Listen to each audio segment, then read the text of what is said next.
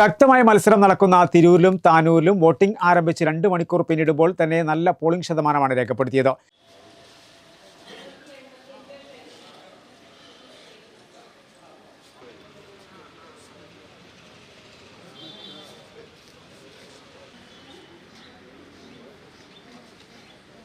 തിരൂരിൽ 14.73%, താനൂരിൽ 13.72% വോട്ട് രേഖപ്പെടുത്തിയത്. മണ്ഡലങ്ങളിലെ മിക്ക ബൂത്തുകളിലും രാവിലെ മുതൽ തന്നെ നീണ്ട നിരയാണ് കാണാൻ കഴിയുന്നത്. ചൂട് കനക്കും മുമ്പ് തന്നെ വോട്ട് രേഖപ്പെടുത്താനാണ് വോട്ടർമാരുടെ ശ്രമം. ഏറ്റവും കൂടുതൽ വോട്ടർമാരുള്ള തിരൂർ മണ്ഡലത്തിൽ മിക്ക ബൂത്തുകളിലും വോട്ടിംഗ് ആരംഭിച്ചത് മുതൽ തന്നെ തിരക്ക് അനുഭവപ്പെടുന്നുണ്ട്. പോളിംഗ് ശതമാനം ഇത്തവണ കൂടാനാണ് സാധ്യത എന്നാണ് കണക്കുകൂട്ടൽ. ശക്തമായ ഒരു മത്സരമാണ് ഇത്തവണയും തിരൂരിൽ നടക്കുന്നത്. താനൂർ മണ്ഡലത്തെ 2 തവണ പ്രതിനിധീകരിച്ച വി അബ്ദുറഹ്മാൻ ഇത്തവണ സ്വന്തം മണ്ഡലത്തിലേക്ക് മാറുകയായിരുന്നു.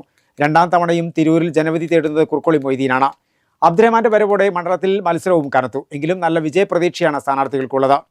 താനൂരിൽ UDF സ്ഥാനാർത്ഥിയായി PK നവാസാണ് ജനവിധി തേടുന്നത്. LDF സ്ഥാനാർത്ഥിയായി മുഹമ്മദ് സമീർ തിരുത്തിയിലും മത്സരരംഗത്തുണ്ട്.